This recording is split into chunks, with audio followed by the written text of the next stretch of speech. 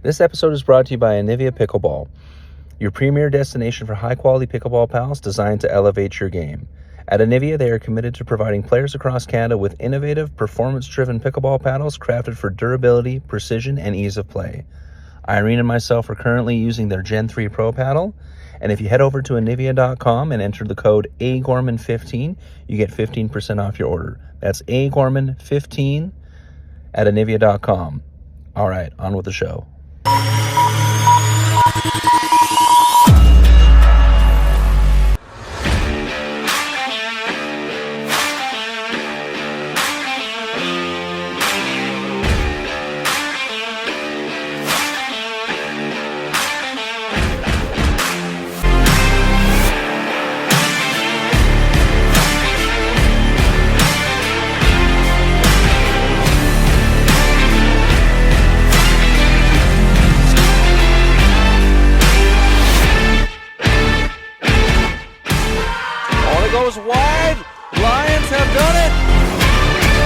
Hello, everyone, and welcome back to the Pickleball Diaries podcast. As always, I'm your host, Andrew Gorman, joined by certified pickleball referee and brand new dad, Victor Chad.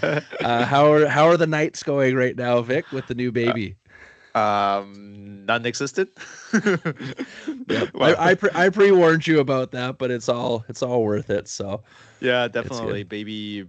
Well, at least baby is healthy. She was wanting to eat, right? So like, when she has the urge to eat, you're not gonna deny her about that. You're gonna go run downstairs, get the meal ready, and get everything ready for the baby. But yeah, it's a learning process, but yeah, I guess it turns out pretty well. Yeah, absolutely. And on top of that, so baby came on Friday, and of course we had our MiLP event that we were hosting on Yep. Sunday. So, it was funny. Just before we started recording, I said to Vic, you don't make the schedule, baby makes the schedule. So obviously because of that, Vic was on. I felt bad. I was like, oh no. I was like, why? Well, I can tell you a couple of things. What happened is, when we saw we have an OB visit on Friday actually. So and then the OB actually recommended maybe the baby should have come now, or as at least during the weekend. So we're like, I was like, I have a tournament. How's it gonna go? Can we delay it to Monday? And then she's like, maybe not a good idea. Let's maybe just check with her. We went to a hospital and just double check. And then you're like, okay, forget it. Let's just stay there. And that's why. Yeah. So for obvious reasons, then Vic wasn't available for majority of the event. He did put his red cape on and come save us at the very end and gave us an extra ref because, so for those of you who weren't paying attention, we hosted the MiLP event at the Egg. It was going to be a 2-day event, but we canceled the Saturday just from lack of teams. Mm-hmm. And so we had the Duper 12, the Duper 16, and the Duper 20 going on, and we thought we had a good, reasonable time timed out, but so in total we had 44 games, which we timed for, but out of those 44 games, 21 of those went to Dreambreakers. So yeah. So we went overtime by a fair amount. Thanks to Declan and Darlene and the crew at YAG for accommodating us for going overtime. Thank you to the players, especially in the Duper 16 and 20, with their patience while we got things at least caught up a little bit. That being said, though, the fact that we almost had 50% Dreambreakers showed how well balanced all the divisions were, and not only that. So out of the 16 medal matches, so the 3 gold medal matches, the 3 bronze medal matches, 5 of those went to Dreambreakers as well. We only had one gold medal match that didn't go to Dreambreakers, and it almost did. The one team was up 2-1. I think that final game was like a 24 or 24-22 game, right? So we almost did all 6 at Dreambreakers. All Dreambreakers, right? Because usually the statistic should be close to maybe 20 to 30% of the game should make it to Dreambreaker. But now having 50% or close to 50% of the games and make it to the dream breaker. That add additional time, unfortunately. Well, think about it. If we have, so how many dream breaker we have 7 5, so 12. So we have 21 dream breaker. 21 dream breaker means you're actually, so if you divide it by 4 for amount of matches, you're now have almost 5 additional games that has been played, like full 5 additional matches that is being played. So that's why the hold up is right there. Yeah, exactly right. And I almost think I jinxed myself because the first 2 hours we were flying through that Duper 12. It was just like, hey, over. Okay, I'm like, oh wow, we're on round 3 already. Let's go. And then round 3 started, and it was just like Dream Breaker, and I was just like, right? So yeah. But so shout out to the players for playing some amazing games. I did record a fair amount of it. I know a bunch of other players have already recorded and posted it on their various YouTube channels and social media. I will get the games. I'll try to divide the games up because I think I just had one long video. I'll divide the games up and then I'll post them on our YouTube channel. Nice. But we gotta give a big shout out to Jesse Parks for filling in for Vic as head official. Jesse did an awesome job. He even had to leave to go do a family photo shoot and then came back after it was done to continue helping us out. That's a great shout out. Great shout out to him. I reached out to him last minute to see, hey Jesse, can you come in to help me out, because I don't think I can go with the baby. And he basically said, yeah, no problem, I'm coming. No, don't need to ask me. I'm coming to help out. And then a couple people, my parents' friend April Burnell, she has been MVP. Such an instrumental for us. She has been staying the whole day, 8 to almost 11, to help us out in all the various areas, inputting, getting people ready, getting the match kicking in. She was definitely a very great help. Exactly. Yeah. And so then we also have to shout out Lester Lim, who helped out with the officiating as well. Lester came in early and was helping. Of course, your mom, Mary, new grandma, was there the whole day with me as well, reffing. And then, of course, we have to shout out Aniviia Suran, who, when I had to start playing, kind of took over the inputting all the data in onto the phones and computers for me. So thank you to Aniviia for that. And she also had to ref a couple of Dream Breakers. There was a few times where Mary and Lester were tied up in their own Dream Breakers. So then Aniviia had to take over and ref a couple as well. So thank you to Aniviia. Thank you to everyone who helped us out. Just seeing the pickleball community come in and help us out with that last minute thing with the baby coming for Vic was awesome to see. Oh yes, definitely. Couple more shout people out to left. Go ahead. Let's get the people first. Yeah, go ahead. Yeah, on my side, another good friends of my parents, Rick. Her wife is actually Lewis. I was playing on the Super 12. Actually, they're the one who won the bronze, the Pickleball Ninja. Also he came over to help. My father was there, so shout out my father also. Now grandfather to help helping us all day on. And another good friend of mine, Eric. Eric, yes. So he came in early with me too and helped. Yeah, exactly. And he, basically like big shout out and thanks to him. He was actually busy on Sunday. He has something to do, but when I mentioned it to him, he said, I gotta find some time to help you out. So just give me a time slot over, and then we can I can make that fit. So a big shout out to Eric also coming in to help us out at a very short notice, unfortunately. Yeah, and I'm gonna shout out Irene and my kids. Irene was when she wasn't playing, was running and grabbing some of the food from that we had ordered for the players. Kim and Clark were upstairs by the players' food spot, and they were refilling the Gatorade, refilling the snacks as they were running out. So, thank you to them. Has been a long day for them too. Definitely. Yeah. So like me and Irene went in at 7:30 with Darlene from Yags to set up. Eric showed up early there too and helped us out. And then I think at 9:30-ish, Irene went and left and got the kids, went and got the sandwich platters that we had ordered for people for lunch and stuff like that. And then after that, we were just there the whole day. So So yeah, so big thank you to everyone who helped us out. If we didn't get you by name, sorry. There was just so many of you that helped out. Thank you once again to the players for putting on being insanely patient with us, but then also putting on amazing games to watch. Like I wish we had cameras on every court because I don't think there was a single game that didn't have like some awesome moments in it. And then sorry about that because I was ready. I have 2 to 3 additional camera ready, but well, now having the baby, I just don't have time to go set that up. Unfortunately, sorry about that. That's okay. Jesse live streamed a bunch of it, so head over to Jesse's YouTube channel, Northern Lights Pickleball, I believe.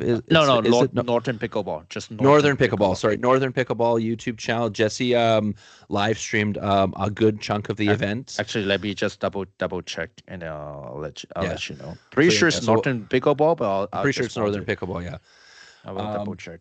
So while Vic's looking that up, obviously big shout out to our sponsors, Kitchen Blockers, Aniviia. Nature's Path, which provided a bunch of chips, a bunch of granola for all the players, which we were handing out left, right, and center. Yeah, Northern Pickleball. Yeah. Northern Pickleball, yeah. So make sure you guys check out Jesse's YouTube channel and also subscribe to his YouTube channel, and because he's got lots of games on there. I think he's almost posted as many videos as we have, Vic. But and his are just all games. So if you want to watch some Alberta pickleball, that's a good place to go. And then of course Franklin for the balls for us. We had thanks for the sponsor. We have we have 2 cases of ball, right? So yeah, exactly. And then we had Chrissy Collins in there doing health checks for people with her scanners, so that was awesome to have too. So yeah, so it was our first time running an event. So yeah, so there was a few things we learned to pay attention for, but thanks to the help of everyone, it was a big success. So we're looking forward to our next one. So probably going to be early February in 2026. We'll hint now that we're probably looking to do the 3v3 event, or the 3v as MiLP calls it. Yeah, V3. So for those of you MiLP V3, it's called MiLP V3. V3, yeah. So for those of you who aren't aware what that is, it's 3 people on a team and they're gendered. So it's like there's a men's side and there's a women's side stuff. So you have the same thing, rally scoring to 21, all that stuff. But then when you play the other team, it's only 3 matches. You have 3 members of your team. Each member can only play 2 of the 3 matches. So it's basically you and 2 of your pickleball buddies have to rotate, basically. Yeah. You and 2 of your pickleball buddies create a team and then and play the match. But yeah, once we have the date locked down and all that stuff, we'll do a proper promotion. Now, obviously, we're not going to do a full promotion for it until after the Nationals this year done in Dallas, which I want to say is like December 7th. Yeah. So look right after December 7th, look for that registration to pop up. And of course, we'll start promoting the crap out of it again. And we're looking at a few other places next year as well to host, definitely doing another team, a couple more team ones again. And then if the V3 one goes really well, we'll probably do another one of those. So looking forward to that. If you haven't done MLP this year, but you want to try and qualify for nationals, there's still the regionals. I think there's one more if you're on the East Coast. There's one more in Montreal. I think the very first week of October that Emily and them are putting on, because the qualifier is going to be, all the qualifiers are like the October 24th weekend, I believe. Yeah. So if you want to qualify for Dallas, make sure you get into the qualifiers, and of course the Nationals are in Dallas. I want to say that December 7th week ish, and that's where you can go win the big money prizes. Also, if you want to be in the draft for the CNPL next year, you have to have played MILP this year, right? So. And there's a few of you in Duper 20 might need to get another game in, because after this weekend, Irina is now going to be number 1 in the country in Duper 20. She's gonna hop over Jacob. Because I pre-calculated the points. So for all the CNPL teams, if you're looking for a really good female player, number 1 in the country, Irene Gorman. So. I gotta give you some of the dates I got. Oh, here we go. Vic, yeah. So there's one more on the east with Montreal Pickleball on Sunday the 12th of October, running all the 2-person 12 to 20. They got to do it in one day, And then our regional finals is gonna be on the October 25th. So it's one's gonna be on IPOP. So for us in the West, it's gonna be in Burnaby, BC at the IPOP facility. And then you have on the east side of the country, it's gonna be on the High Sport in Oshawa, Ontario. Okay, that's the facility that's gonna host the Eastern regionals. Exactly. Yeah. And if you win those regionals, your entry into the nationals in Dallas is covered. You just have to pay your way there. Right. Exactly. So and you win that one. And that's where the big prize money is. I want to say Duper 20 is like $5,000 or something for the winner. Something around that. Yeah. And it's going to be US dollars. So for US dollars. So yeah. So what is that now? Like 8,000 for Canadian, the way we are right now with our dollar. Yeah. Our currency be pretty bad, to be honest with you. Let me just check what was the prize money structure. Yeah. Oops, sorry, I just skipped. Right. Yeah. No, actually, Duper 22 is going to get $5,000. Okay. It's Duper 20. All the other Duper are $4,000. So that's $1,000 US per player. So per player, and worth it. Don't forget, you still have a uniform contest and a costume contest on there. That's worth additional $1,000. Speaking of which, shout out to the Pickleball Pirates who won the best costume at ours. Yeah, these guys came in. One guy had a pirate hat, another one had a bandana, and they all did temporary pirate tattoos all over their arms and legs. So shout out to those guys. I saw that was awesome to see. That was perfect. Another thing maybe we'll consider about next year, because some of our more senior season player obviously playing in the normal minor league is in somewhat disadvantaged, because it was like all age category. So there is a 50 plus, especially in the nationals. The 50 plus has a little different prize money. Actually, they're getting $4,000 for all, but on Duper 20, they're gonna get $5,000 for the 50 plus. So therefore, maybe that's something we'll be looking at next year, and all the 50 plus player maybe start thinking about that. So if you get enough team and enough people to get interest into that, we'll do a 50 plus. So then you can qualify for the 50 plus for next year, instead of having to play with everyone at the same the younger age. Exactly. Yeah. Anyways, all right. So that's enough of the MiLP thing, which was once again really fun. We enjoyed it. Thank you once again to everyone who helped us out. Thank you to our sponsors. So now we are going to talk about the CNPL playoffs. But before that, I got to sit down with Kaytlynn Soroka-Chapman, the head coach of the Prairie Pronghorns, who, as we mentioned on the last podcast, has just recovered from a very serious injury, that ACL tear. So we'll cut to that right now. So take it away past me. Hello, everyone, and welcome back to the Pickleball Diaries podcast. I am, of course, your host, Andrew Gorman, and today I have a very special guest, someone who has gone, I guess I can say, through the ringer a little bit over the past year and a half, but has come out on top with recovery from the injury, and then also becoming a coach in multiple categories in the CNPL and for Team Canada, the amazing Kaytlynn Soroka-Chapman. How's it going, Kaytlynn? Hi, good. Thanks for having me, Andrew. Oh, as always, I've been thinking about getting you on for a while, because we've had some good chats whenever we've ran into each other, and you're always a wealth of knowledge to talk to, Kaytlynn. So it's been on my to-do list for a bit here. So. Oh, awesome. So we'll go into. I'll start with the question that we start with most players. How did you get into pickleball? My mom, like most players, answers, honestly. I still don't know how she convinced me. She went down to Arizona, and short funny story, she would call me, and at the time she was dating this guy. She's like, he's always playing pickleball. What the heck? Like, I was supposed to come down here and spend time with him. And then all of a sudden she ghosted me for months. And I was like, Mom, like, are you okay? And she's like, yeah, I'm actually playing pickleball. So when she got back from Arizona, she held a gun to my head, literally, and made me play with her, and then I got addicted. Yeah.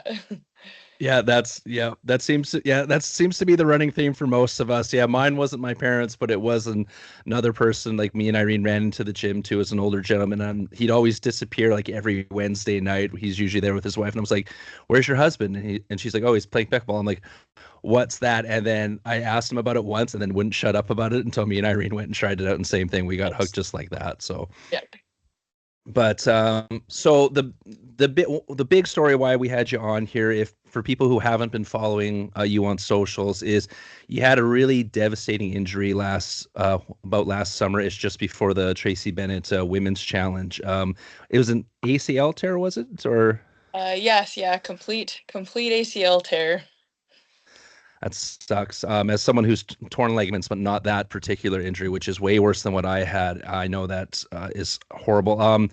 Did that injury occur like during pickleball, or was it one of those things where it's like I should probably go home, but I got one more match in me type of deal, and where the body's tired type of thing? Yeah, actually, after we came back from CNPL, it had been such a big season for me and like ups and downs, and it was a little bit crazy. So everyone took a week off, and I was like, I'm gonna drill, I'm gonna go back like the next day. So I did. And I was actually drilling with my friend Lane from Airdrie, and then we had stopped, and there was a group playing, and they just included me in their group for a couple of games. And yeah, same thing. I think it was like near the last match of the night, and without getting into it too much, I jumped up for a lob, and I can get quite a bit of air because I actually come from basketball, so I can jump more than a credit card's worth up in the air. And my partner just unknowingly, I'm not exactly sure why, but ran underneath me, so I came down on his foot, and I felt I didn't like I obviously didn't feel the tear, but I kept saying like my bones crunched together, and it turns out my femur hit my tib fib super super hard, so I had, on top of like the ACL tear, there was just such bad bone bruising. So Ooh, yeah.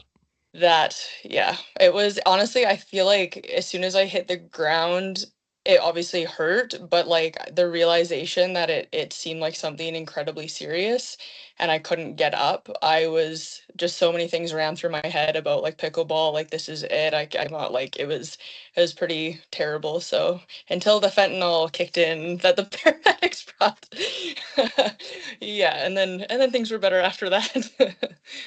No, yeah, and I find with injuries like that, that is the thing. It's like, yes, it hurts, but it's more so the shock of now your mind just starts racing. Oh, and I don't know what it is with us as humans, but we always race to like the worst case scenario. Like, am I going to be able to walk? Am I going to be able to play again? Am I going to be able to do any of this stuff that I enjoy doing? That's a really big part of my life, and we almost scare ourselves into getting feeling even more pain and almost sickly. Like I remember when I had my injury, my mom said when she saw me go, and a similar thing, I landed on a guy's foot. This was during a basketball game when I was 17, and she goes, "You sat up," and she goes, "Your face went from the color it was to like whiter than like this bag behind me type of thing." And I was like, "Yeah, it was literally like the pain," and then it's like, "Oh crap, am I ever going to be able to walk again?" Yeah. Type of thing, right? And it's very scary in that moment. And yeah, so obviously right off the bat, like, and I did get to see you at Tracy Bennett's thing only, what was it, 2 weeks? Not even 2 weeks after the injury. And I will admit you were in very good spirits for someone who was basically in crutches and in like a massive boot. And we had a good little chat about it. But how I know on from my standpoint, I had a trouble mentally with just keeping myself busy. Was that a big struggle for you right off the bat, or? I think that was the main struggle. Like I've never kind of wavered on being able to rehab, and like I was fairly strong before. I have like a weightlifting background, and that was fine. The pain was whatever fine, but mentally I've never had a big injury. Yeah, I was so devastated. Like you just get in a hole, and it seems, even though people are like, yeah, so many people have torn their ACL and they live to tell the tale, and they're but at the moment it felt like nothing worse could have happened to me in that moment. So, and then trying to get surgery was just a whole other story because I have a heart condition, so no one wanted to put me under to do the Ooh. surgery.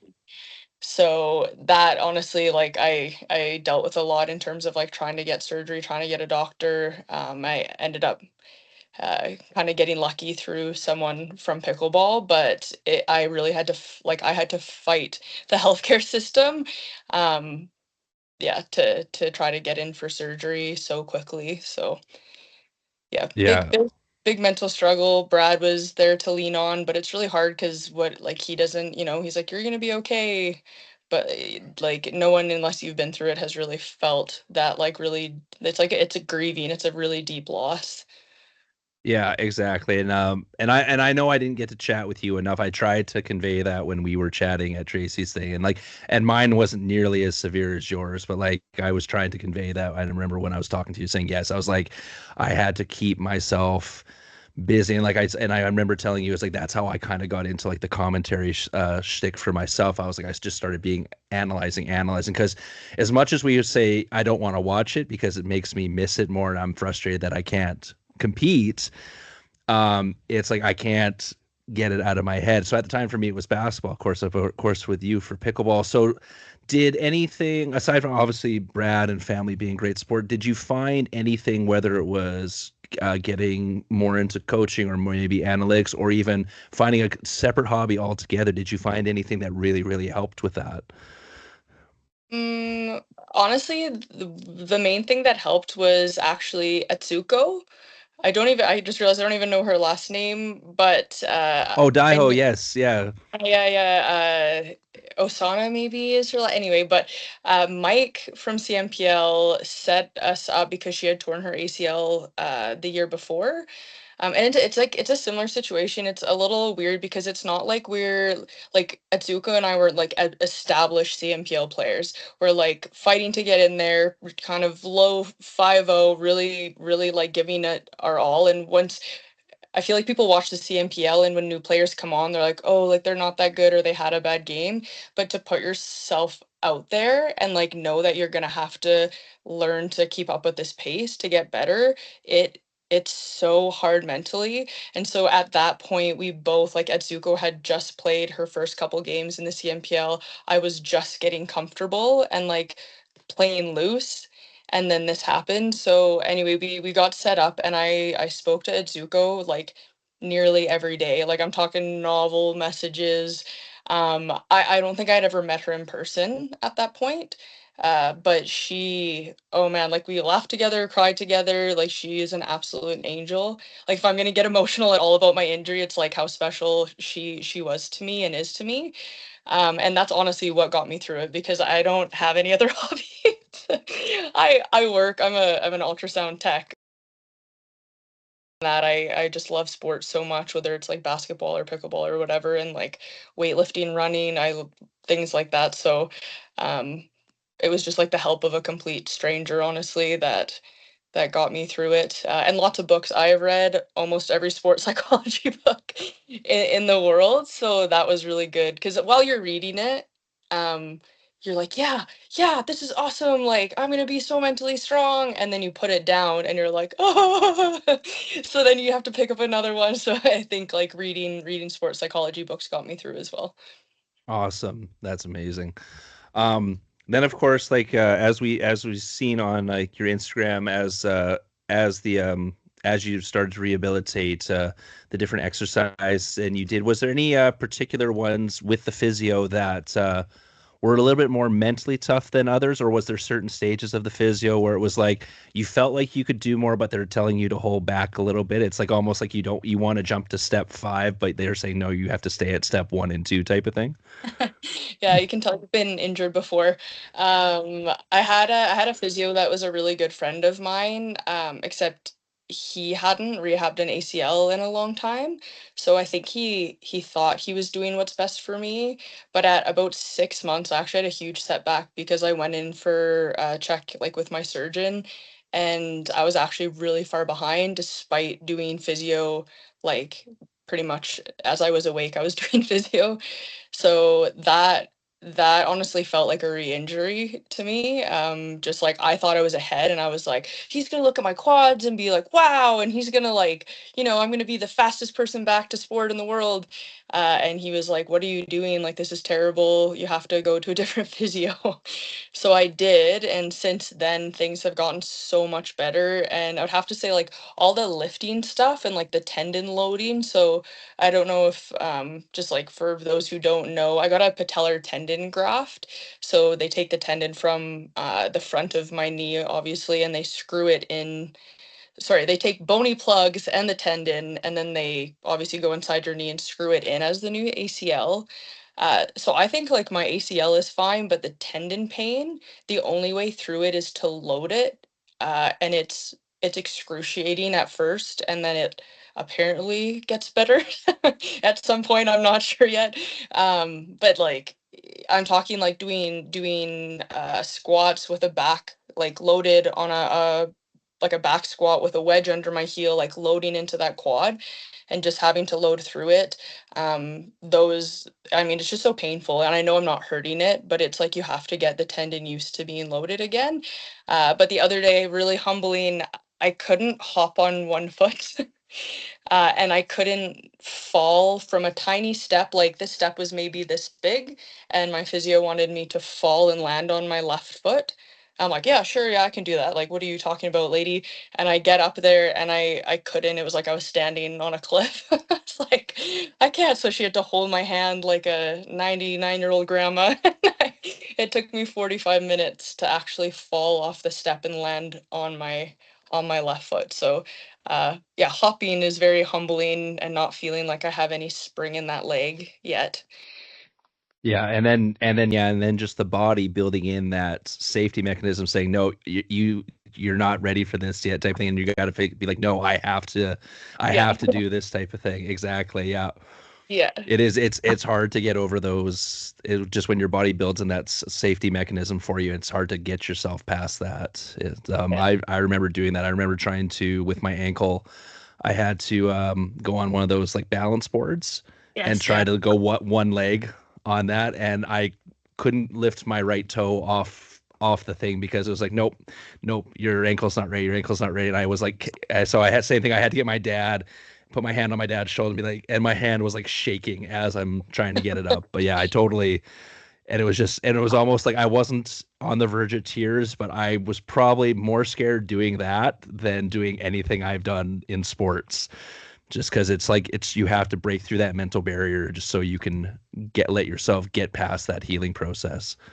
Yeah. And it's funny now, like thank God I am so blessed. I have a gym where I work, and every single afternoon, like I usually do about 2 hours of physio a day, but an hour of that is done at work. So I'll like scan my 11:30 patient, I go do an hour, and it's so funny because I don't like the people in the gym are from a professional building, so they don't obviously I don't know them all. And some stuff I'm doing in physio like looks kind of crazy. And so I get some like sideways looks, and like sometimes I'm like trying to lift my knee up, like, look at my scar, I'm not a crazy person. um, but like the other day I was kind of falling off the treadmill and trying to land and hop on that foot. And just like it just must look so weird. But I find I like look at people's knees a lot now, and if they're wearing a knee brace, I want to go and like give them a hug or something. Yeah. No, absolutely. Yeah. Um, Now on the bright side, I just saw Kim Layton's post. You're back on the courts. Um, Yes. Obviously, there's going to be some rust. Now, I did see you do it practicing in the chair and stuff as we were leading up, but are you finding it more of a footwork thing that with the timing than more obviously because the hands, even in the chair, the hands you can kind of keep those going, but it's the footwork obviously a big thing probably to catch up with. Yeah, big thing. And honestly, I don't think my footwork was ever great to begin with. Like at the kitchen, like I'm a basketball player, so lateral is great, but stopping and staying still while like hitting thirds, I think I've always just relied on being athletic. So I'm like, that's okay, I'll reset 40 times and then get to the net. But now, yeah, I find that there, even though mentally I'm not actually worried about re-injury because like I've put so much work in and my legs are very solid, but I think subconsciously, like I just want to stand still. Like when we played with Brad and Kim and this gentleman named Carlos, who has probably the most spin on his shots that I've ever seen in my life, which was not like a great thing to go back on.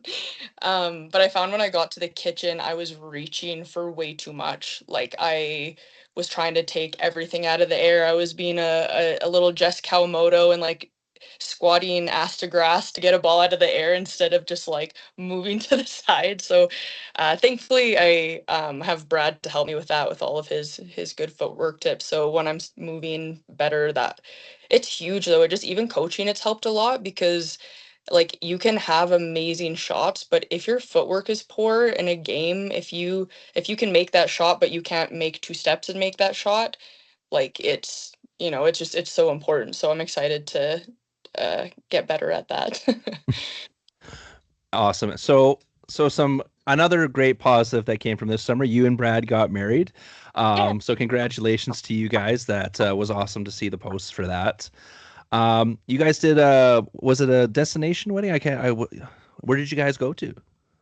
We got married in Playa del Carmen. My mom books destination weddings for a living, and Brad and I aren't very good planners, to be honest. We're kind of, I mean, he would laugh so hard if I said I'm laid back, because I'm not, but he's very laid back. But in terms of wedding stuff, like I just don't really care, or not care, but like I don't have a preference. So it's nice because we're like, hey mom, can you do this? And then she kind of did everything. All his family came out from New Brunswick, and yeah, it was beautiful. It like couldn't have gone better. Great weather, and then we drilled a little bit there and just like played with my mom and her husband. So yeah, it was such a good time. Awesome. Yeah. And then on top of things, you are now the coach of the Prairie Pronghorns in the CNPL.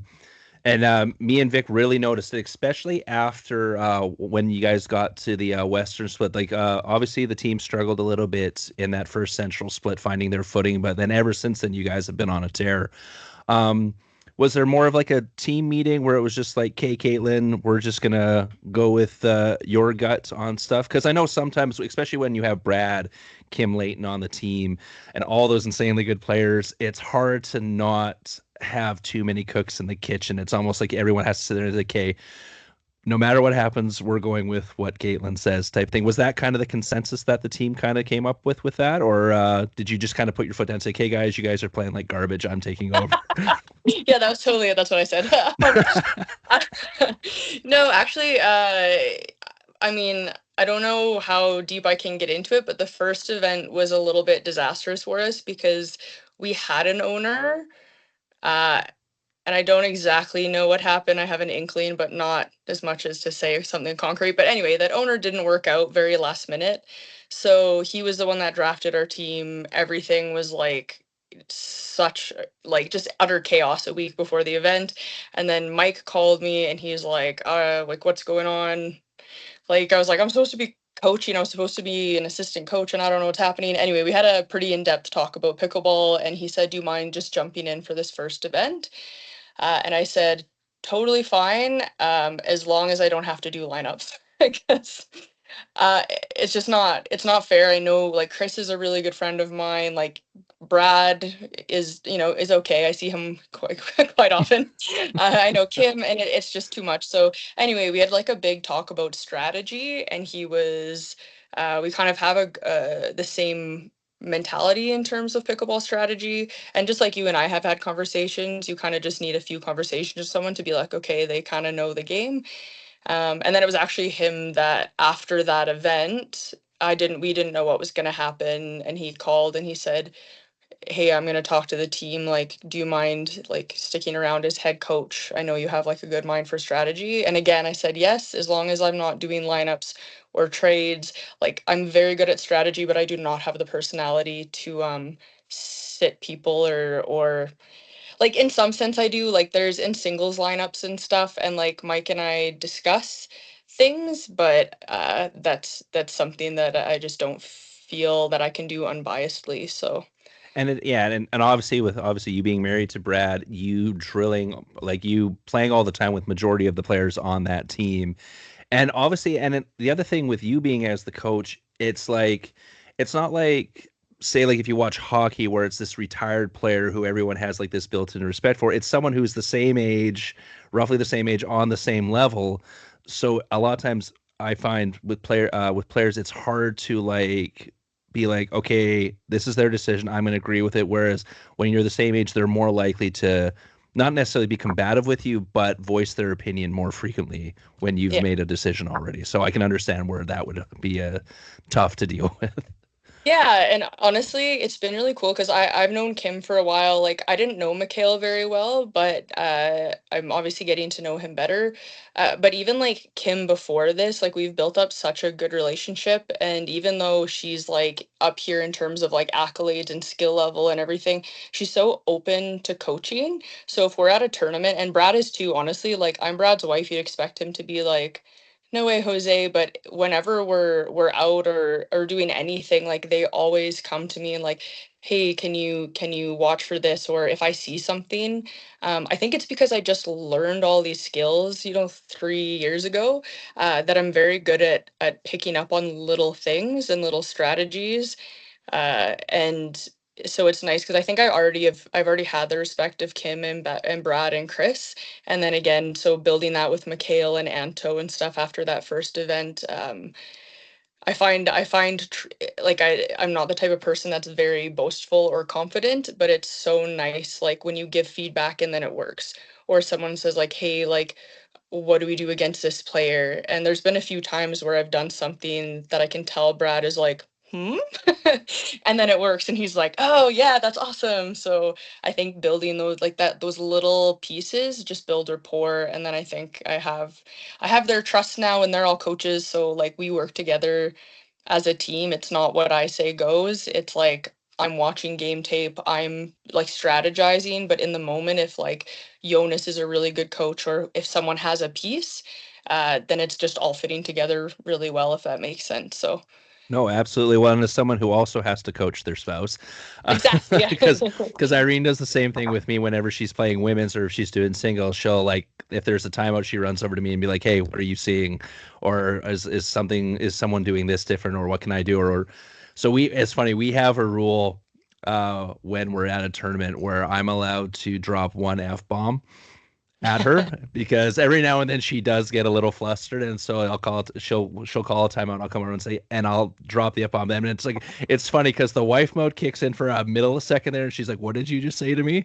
And then she's like, "Oh wait, no, this is him trying to like snap me back out of it and get me into place." But yeah, I totally feel that when it's like, yeah, you're trying to be like, okay, this is what I'm seeing, and then you respect the other person's ability to also see that, because I'm pretty sure like when you were playing all the time, Brad was probably doing the same thing for you, right? Like I remember me and Brad sitting beside each other when you and Irene were playing against each other, and I'm trying not to say too much because I don't want Brad to relate to you what's going on, right? So I promise he's probably zoned out. He probably's not watching.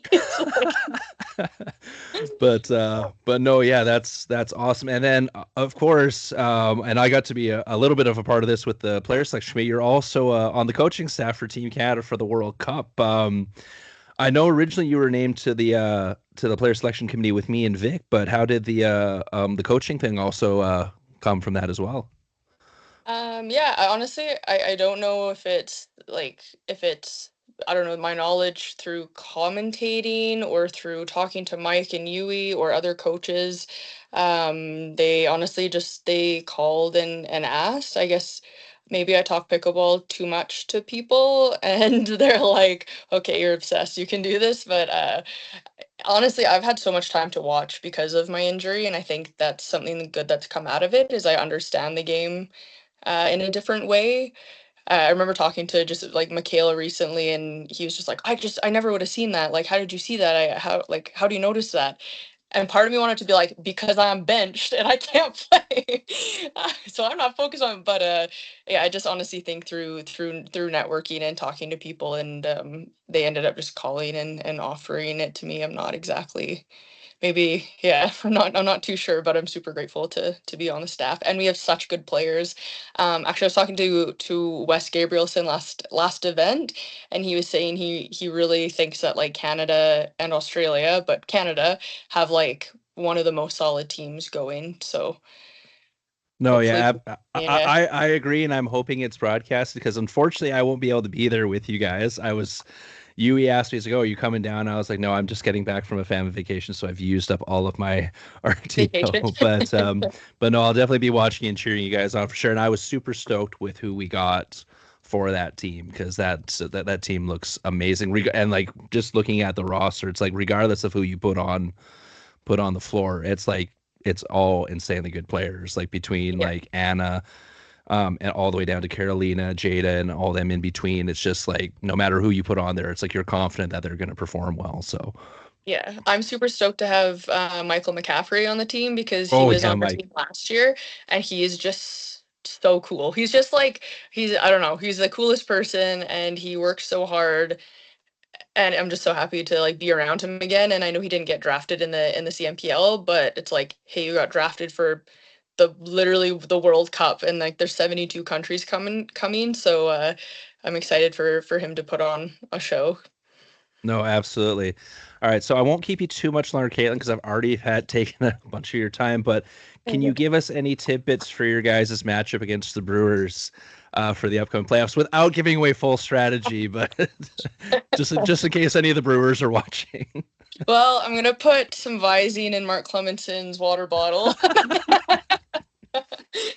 Just kidding, just kidding. Honestly, I just like I don't know. There's not too much to give away, but it's going to be the team that shows up and can hit their shots. I'm not a big fan of going for hero shots, especially in rally point. So I think like whatever team in the playoffs can like really tighten up in terms of consistency and just like playing smart. When you're playing, like everyone is a good player, everyone can have a good game. And at the end of the day, these matches are coming down to 1 or 2 points or dream breakers. Like last time we played the Brewers, we beat them in a dream breaker, and that's too stressful for me to watch. So I have threatened the team that we have to win in 3 or 4 and 1, or like we have to sweep them. Let's just sweep them because I can't handle it. My heart can't handle it. So honestly, it's tough. Mark plays a really big game in the middle with his two-hand backhand, as you know. Kyle is an absolutely solid player as well. And then on the other side, like I don't know, Luca played a lot last time. Not sure who they're gonna play. We have to be prepared for anything. But their women are really strong too, so we can't afford to have a slow start. Some Yeah. players play, they're like kind of slowly warm up and then start playing. But in terms of the playoffs, like it's double elimination, but we need to start on fire and stay on fire the whole time. So yeah, definitely not. I'm not going to talk any strategy or anything. Nothing. um, but we're so excited to play them, and I think we have like a good draw. Honestly, playing the Owls is too much for me, so I'm glad that we don't. I'm glad we don't have to play them again. They're just like the intensity they bring is so much. I'm glad we're on opposite sides of the Yeah, draw, and honestly, I love those guys so much. It's hard to play against people that you also want to cheer for them, but you can't. yeah, exactly. And it's funny because between you guys and the Outs, it's literally the clash of like opposite personalities as a team. Like you guys are so like calm, cool, collect, and then the Owls are just like yelling, screaming, cheering, getting the crowd into it and stuff like that. And it's always fun to watch you guys play each other as a Yeah. fan because Yeah. it's like it's literally watching the unstoppable force meets the immovable object, especially with like Brad and Kim when especially when they lock in, it's literally like a wall. And then, but then you on the other side, you have Armand and Christina trying to just hammer away at them, right? So it's just that was one of my favorite matchups to watch at the Western Split when you guys were playing each other. It was just That's too it was much. no, yeah it was yeah I can only imagine sitting on the sidelines as the coach with skin in the game how stressful that was. It's like when I'm watching Irene every time she goes to a third set, I'm sitting there, I'm like, please God no, like Yeah. Armand's super funny. It was really funny last game. I was chirping him the whole game just because sometimes he'll say some offside thing and you don't know if he's saying it about a player or whatever. And obviously he gets like really jacked up in games, but he's also the first human to like a ball right beside or right in front of us looked in. He called it out and we were certain it was in, but like it's his call. That's fine. But then he just like I'm so sorry. Like, I'm sorry. Was that like, I didn't like, he's just such a genuine person. Of course, he gets riled up during the games, and it can come off as like really intense, but he's such a nice kid. And at the end of the day, he's just a competitor, and off the court, he's lovely. And I just thought it was really cool how we can like chirp each other one moment. And then he's like, oh, I'm so sorry if that was a bad call. Like, he was genuinely like, doesn't want to make a bad call, which mad respect for Armand. Yeah, exactly. Perfect. So before I let you go, Kaytlynn, where can everyone follow you at? So like Instagram, any websites? I'm actually, weirdly enough, I'm not a big social media guy, but actually doing the social media helped me through the injury a little bit too, just to stay connected. I don't have any site. I coach at the Calgary Pickleball Center. I started an Instagram called the Dink Chick. And I've just been posting like ACL. It was meant to be like kind of coaching tips and tricks because I love watching that stuff. But then after I tore my ACL, then, hey, come watch me in a chair.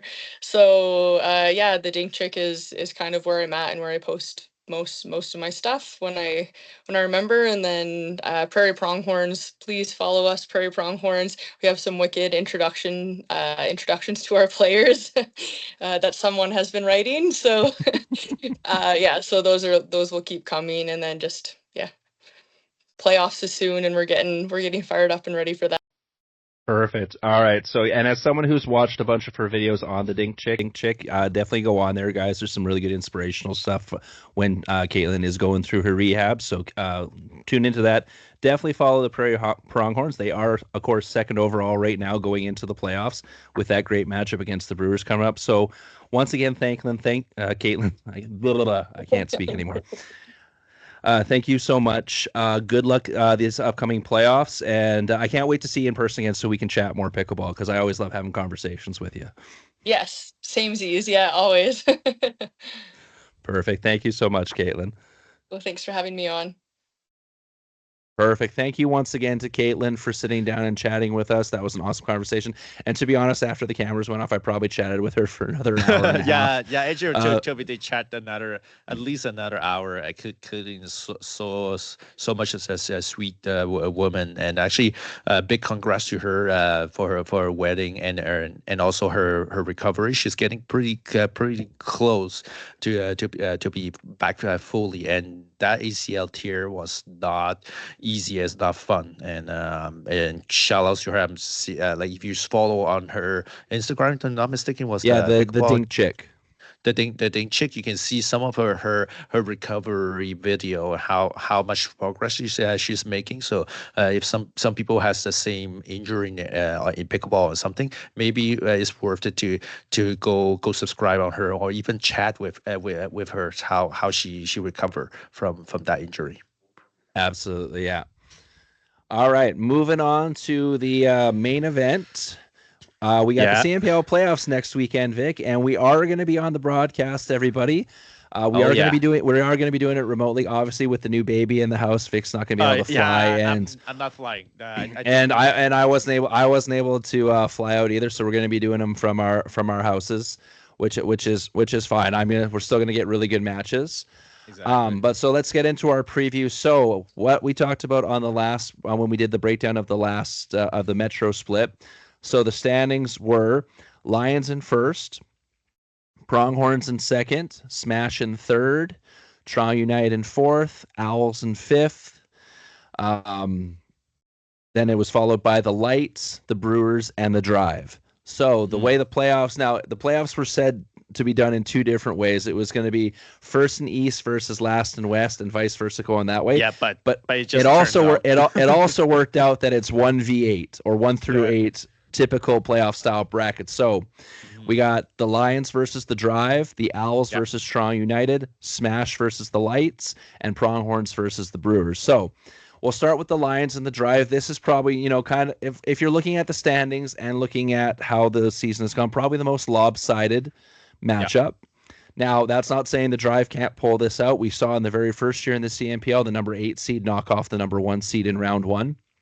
Now, some quick background for this. The Lions, in the 2 times they've played each other, the Lions swept the one and then won 3-1 in the other. So the Lions have won 7 out of the 8 possible matchups.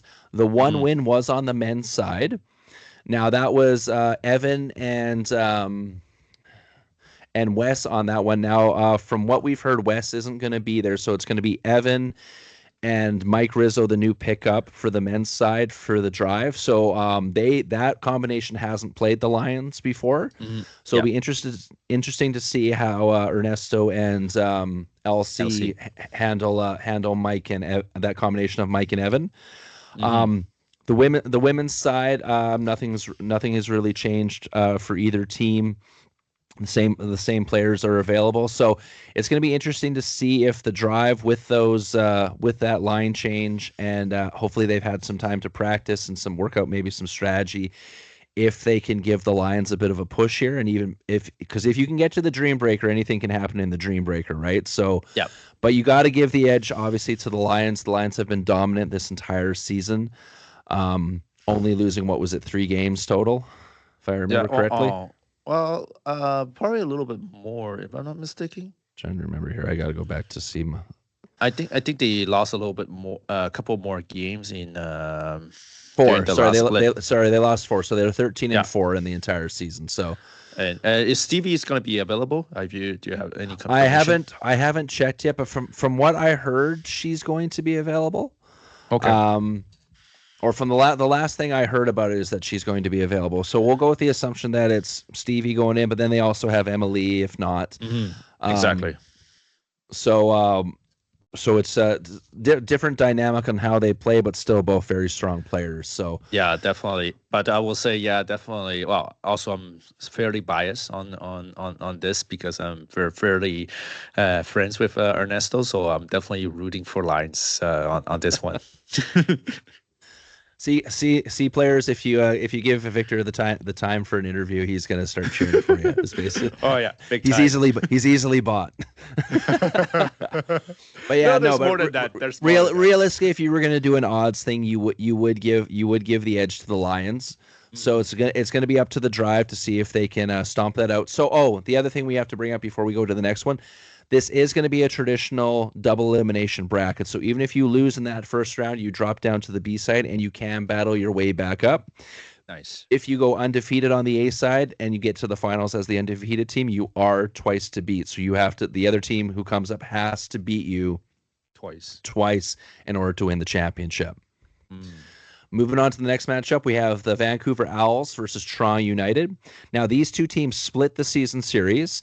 The Owls won the first meeting 3-1 at the Central Split, and then Toronto United won at the most recent Metro Split in a 3-2 Dreambreaker win.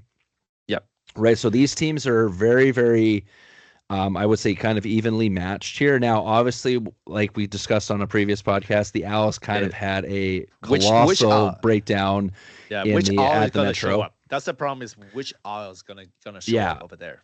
Exactly, right? So if the Owls come out playing the way they did in the Western splits, yeah, they're untouchable. It's going to be a very tough matchup for Toronto United, but if Toronto United can hold steady and play the way, and same thing, Toronto's had an off split as well, like they were off during the Eastern split, right? So if the Toronto that was there for the Central and the Metro split shows up, and the Owls who are there for the Western split show up, it's going to be a battle of willpower at that point. So as long as the Owls can play to their potential and Toronto United holds firm with what they're able to do, this is one of those matchups where it's kind of be like whoever gets the upper hand first is going to kind of walk away with this one. I think both teams are pretty strong in Dreambreaker, and especially in their singles lineup. So like I won't be surprised that will turn all the way to the Dreambreaker. It's going to be a very if so, it's going to be a very tight Dreambreaker. Yeah, I can see this one either going to Dreambreaker or one team taking it in a. I could even the way these teams have been playing this year, this could go from anywhere from a 4-0 or sorry, I guess a 3-0 sweep, because you don't need the fourth game if you're up 3-0. Yeah, you don't have to play to fourth. Yeah, right? But either a 3-0 sweep, a 3-1 win to a Dreambreaker, like any combination of the possible ways to win and lose this is on the table for this one. Because if it goes to Dreambreaker, because the Owls have Jade, or not the Owls, Toronto United has Jada, they have Matt. Of course, the Owls have Anna. They have Armand, who are both also insanely good singles players. Not to I didn't say Christina and some of the other players, but they are all insanely good singles players. But like those are the kind of ones you would highlight off the top. So it's going to be very, very interesting to see how that matchup goes. Yeah, big time. The next one, and probably the one that I am, especially for the first round, insanely looking forward to, is the Smash versus the Lights. Yeah, the Lights have been on a tear. I have a feeling that could brew an upset. The Light might be able to pull an upset on that one. Yeah, especially with the way they've been playing. If you take the Metro, where everything clicked finally for them. Yeah. This is where you could see an upset. Now you still have Jessica and Ryan. Yeah, we're not throwing shade that on the Smash. They're not playing good on anything. They're actually pretty steady in anything. But there's nothing flashy or more. They kind of stand out from the current Lights, right? The obviously the Light was a little slow to come in, and it was normal. It was a full new partnership, and there is 3 of 4 players never played CNPL before also. But now I think they have the repetition, also having the leadership of Joel over there. That actually, and you can also see like Lucas being more comfortable on being there. That helps a lot of the Lights, and the two ladies now knowing their role properly and knowing, okay, we're not able to finish the point in one or two shot, but we're just gonna grind it out until the other team makes an error, and it is what it is. Exactly right. And so these two teams did split their meetings. The Smash took the first one at the Central split, 3-2, so it wasn't a dream breaker. And we kind of made this joke that the Lights had been in probably the most dream breakers out of everyone, and also did not have a good record. Like that was our one comment through the first 2 splits for them was that they kept on getting there, but they couldn't finish the Dream Breaker. And there was quite a few times where they probably could have avoided the Dream Breaker, but they couldn't lock up that next win. Whereas at the previous split at the Metro, that's where you saw them putting it all together and locking everything in. So when they met at the Metro, the Lights won that one 3-1. Yeah. Right. So like odds would probably favor the Smash, especially if you're going off of record and if you're going off of like you have Jessica Kawamoto and Ryan Torrenson as like the most dominant mixed pair right now in the CNPL. Yeah. But if you're going off of who has the most momentum coming into this, you have to go with the Lights there. Like destroyed almost everybody at the Metro and have just been on a tear. So if they can keep that momentum and coming in, the Smash are going to definitely have their hands full. But this is another one where you can see this going to a Dream Breaker. You can see this being a 3-1, a 3-0-1. Like once again, whoever basically grabs a hold of that momentum first and takes it, that's what it's gonna come down to. So like I would probably I honestly, this is a 50-50 coin toss for me. Like everywhere, all the other ones I can say, okay, I'm leaning more towards this one, but I wouldn't be surprised if the other team pulls an upset. If you have to pick one, who are you going to pick? It's really hard to bet against Jessica Kawamoto, especially this year right now. Like she's coming off of gold in both mixed and women's and nationals. Her and Ryan have only lost 1 mixed match this entire season. But that's only one team. But then even with her female partners, like between Stella and Serena, she's been locked in there. So I'll give a slight edge to the Smash, but also acknowledging the fact that the Lights are on a tear and the Lights can easily pull off an upset here. Gotcha. Well, I got to root probably for the Lights, especially is because of the momentum, and especially in a team tournaments, we're talking about momentum builder. Once you have the momentum, it's very very difficult to beat a team in that moment. So that's the reason I'll give the edge to the Lights. Absolutely, yeah. And then the final matchup of the first round is the Pronghorns versus the Brewers. So Pronghorns started the season slow in that first split, but then have been on a tear ever since. Yep. And like we've said in like the last 2 podcasts, when we're talking about the CNPL, Mikkel Gamon has really tied that room together. And also them acknowledging to go with Kaytlyn as the coach, her decisions with strategy and stuff like that. You've just seen them kind of really lock in. And of course, the play of Antoinetta as well this year, especially when you compare it to last year, has just been amazing. So she's probably right now my front runner for like most improved player, at least the way we do our awards. Yep. Right. But and the Brewers are it's interesting because like they were so close yet so far away in the splits, but then they did that massive lineup change. Yeah, I didn't just like before that just before the Metro, replacing 2 of the starting players.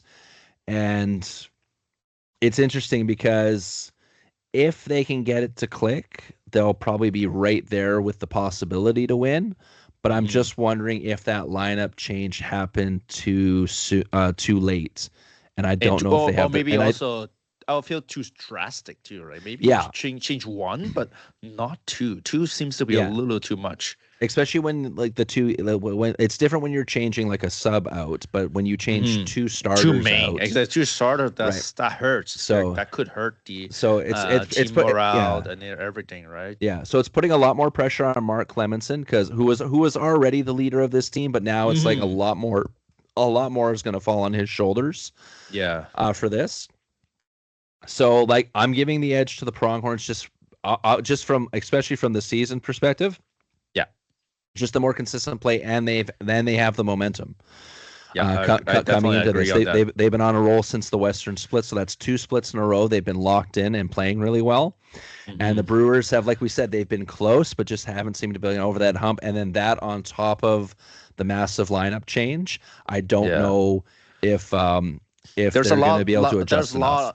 There'll be a lot of odds against the Brewers, that's for sure. And there's a lot of positive side in the Pronghorns, especially starting pretty slow and then all make it all the way to the 4th place because of that massive line change from having Mikael coming in.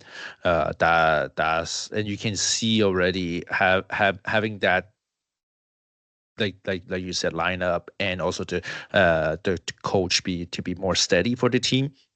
Huge difference. Yeah, After the first split, they were sitting tied for like 7th, and now they're in 2nd place going into the playoffs, right? So exactly between them and the Owls, it's been the biggest jump in standings. The Owls, of course, the reverse effect.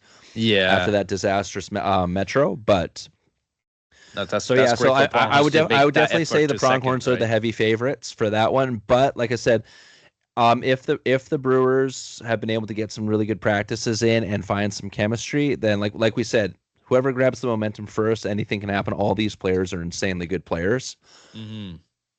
And then obviously, I will say, Mark. There's a lot of shoulders responsibility going to be on Mark, but at the same time, Mark can definitely turn his game on and make an impact to change the outcome of the match also. So that we'll see how it's going to go.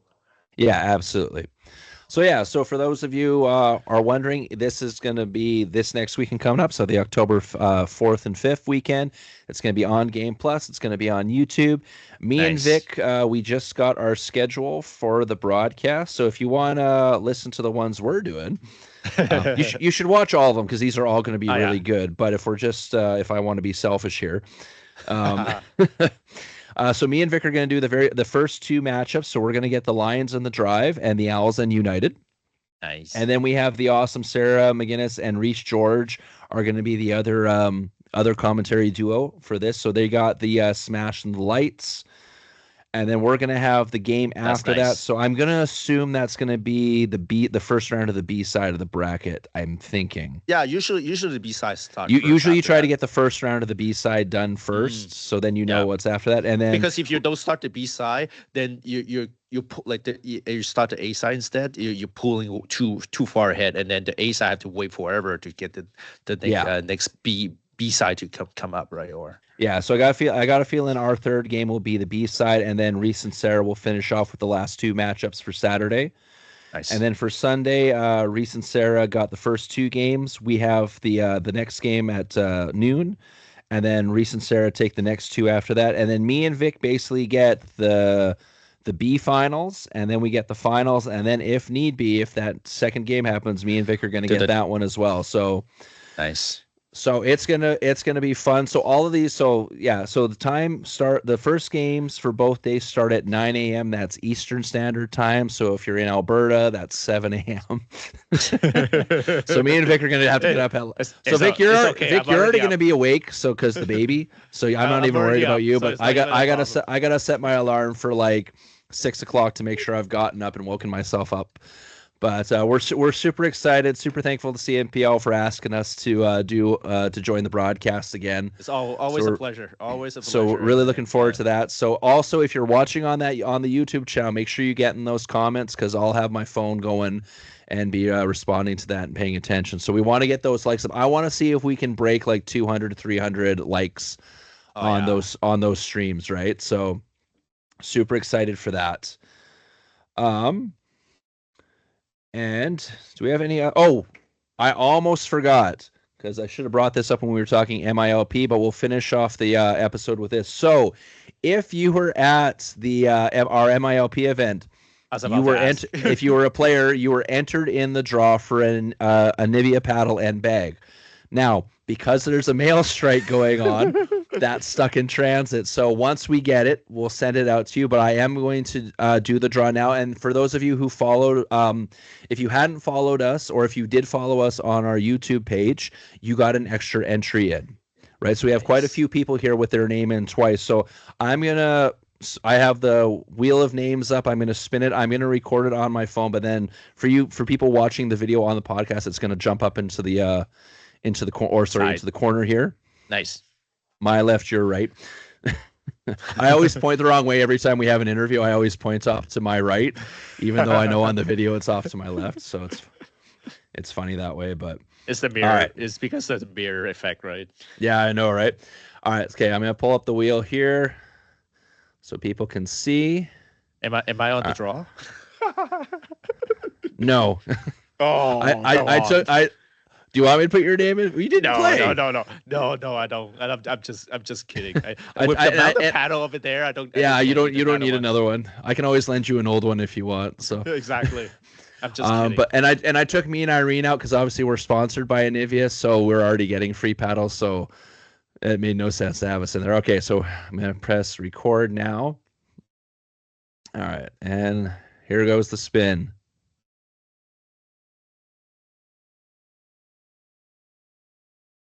Drum roll. All right, Chrissy Belloc Bunn. So Chrissy Bunn, you have won yourself an Aniviia paddle and a bag. Wow, nice. So we have your email already from the sign-in, of course. So I'll shoot you an email after this episode goes up. So congratulations to Chrissy. And then once it gets in here, whether or not I ship it to your house or I give it to Vic and then Vic meets up with you at one of the many pickleball locations in Edmonton, we'll do it that way. But you got yourself a brand new paddle and bag. So congratulations, Chrissy. Thank you once again for coming. Yeah, that's a great prize. Thank you for playing.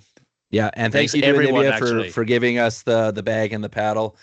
Yes, like I said, unfortunately because of the mail strike, it got lost in transit, so it didn't get to my house before the tournament. That's not their fault. They're very kind to lend us to have those prizes actually. Yeah, so that's thank you so thank you to them for that. One more thing. One more thing, Vic? In Aniviia, but remember Kitchen Blocker? Did you show that limited edition? So for the Duper 12, so we gave out Kitchen Blockers to all the gold medal teams, but Kitchen Blockers sent us some very special kitchen blockers that we gave, and I picked it for the Duper 12 gold because we actually sold out the Duper 12 and then we added two more teams and then oversold it, right? Mm-hmm. So I'll hold it up to the camera, but these were special edition. I think my light is gonna blur. Yeah, you're like back off a little bit more. Yeah, that's it. Yeah, that's perfect. See it there? That's perfect. So if you can see here, these are special edition golden kitchen blockers. You cannot buy these on their online store. They're only for tournaments and they're only given out for gold medal winners. So the team that won, obviously they got not only did they get a really good pair of protective eyewear, but they also have bragging rights that they can wear. Oh yeah, whenever they're going to play pickleball. No one's gonna get those ones, which is great, right? These Yeah. big memorabilia that you can keep it yourself. Like for me, give another example. I played at the U.S. Opens a couple years ago. So only the winners will get the hats with the winner on side and the shirt with is saying that you have a winner on it. So that's big bracket ways. Hey, I won that tournament. Yeah, exactly right. So yeah, so I love that Kitchen Blockers came up with that. So that was awesome.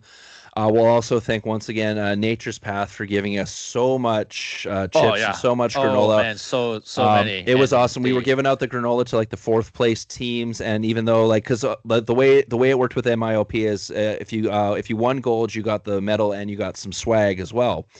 But we had so much stuff from Nature's Path. We started giving out bags and stuff for like the silver medalists, the bronze medalists, and stuff like that, right? So Nature's Path was awesome with that, with giving that stuff out for us. And they're so good on coordinating. I think maybe they plan ahead. There's a strike. They have actually another company to come deliver for like it was a full pellet. It was so big. It was a full pellet that showed up to my house. I was at first like, what's showing up to my house? Like someone's calling me. Like, is it a spam or something? It's like it doesn't seem like. But anyway, it come in. It's like pellet. I was like, holy, there's so many stuff in there. Yeah. Wow.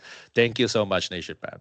Yeah, and we're definitely going to use them again for our next one for sure. Definitely. So that's it for this one, everyone. Vic's got to get back to the baby and help May out. May worked hard enough on Friday and the weekend, so Vic's going to help her out with that.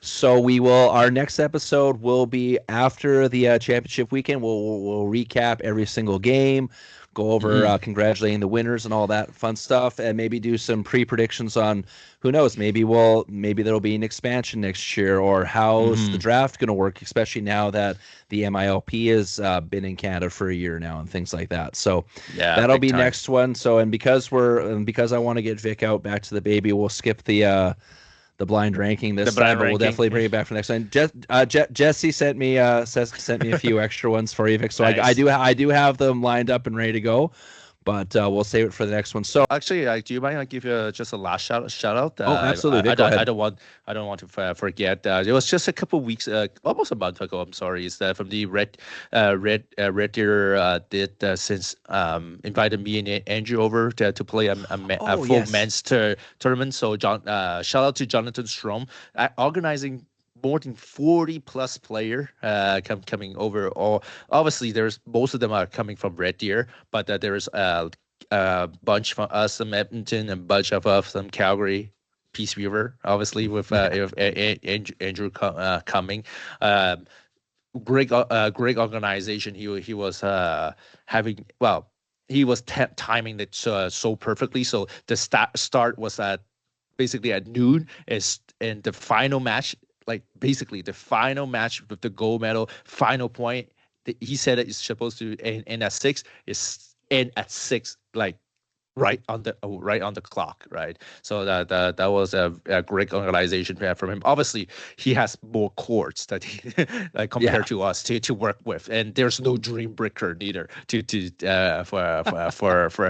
that. So he didn't need to account for that. But a great organization. Shout out Chris Lewis that he drove with me. He actually drove me to Red Deer because we live so close to each other. Yeah, shout out to him driving for me. Actually, he won. He's the one that he won. Well, technically gold. Now there's no prize or anything, but he won. He was the one goal with Darren Tam in Red Deer. Unfortunately, me and my partner Rob from Calgary, which just finished 4th. Shout out Rob playing with me. So we did a pretty decent fight against the bronze medalist, which is Vin, and the other guy. Unfortunately, I don't remember your name. He's from Red Red Deer. We put a pretty decent fight, but just a little bit short at the end. But that was definitely a great event. And Jonathan told us he's going to continue. Like that's I think it's the third or the fourth edition that he did. He's going to continue to obviously doing some more tweaking along the way on from the next few years. So it's gonna definitely and that's gonna definitely be good. And we're lucky.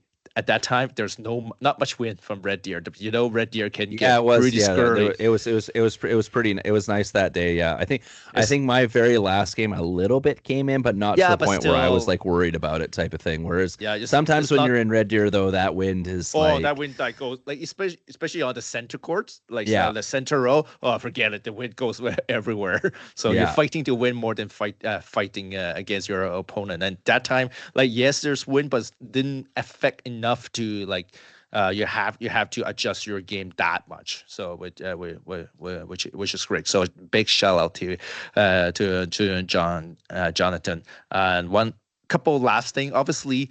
We'll be doing our next paddle at the Hub Pickleball paddle review pod, but it's gonna be a couple due to the baby. It's gonna take a little bit more time. Sorry, be a little bit more patient with me. I already have some new paddle ready, so we have the newest version of the Vadix, so the Vadix Pro VSO Power and over here and the VSO Flash. So and those are just basically full foam paddle at $99. So very extremely affordable. And then also I have the very gonna be very popular paddle, the Rhombus Quanta. Basically same thing. They are also the full foam paddle, also at $99 US dollar with discount code. So both of them, I have the discount code. You can use Chen PP to get them. But I'll definitely do a full review with Dewey. Actually, Dewey has them already. He's gonna start playing with them to get a better impression. I already have my impression because I already played before the baby came out, so I know already how they play, and they will be able to give you a full breakdown of those paddle. And Andrew also gave me the Aniviia KC Fusion. Am I right? Yeah, the KC Fusion. Yeah, exactly. So we're gonna also do some comparison with the Aniviia paddles and everything. So it's gonna be a pretty loaded pot of paddles. Awesome! Can't wait for that. All right. So with that being everything, like I said, we'll let Vic get back to being a brand new dad, and thank you. We will see you guys. Like I said, we'll see you either on the stream for the CNPL Championship weekend, or we'll see you on the podcast next week when we do our recap. Until then, thanks everyone, and we'll see you guys later. Thank you, everyone. Please like and subscribe and continue to listen to our channel. Thank you.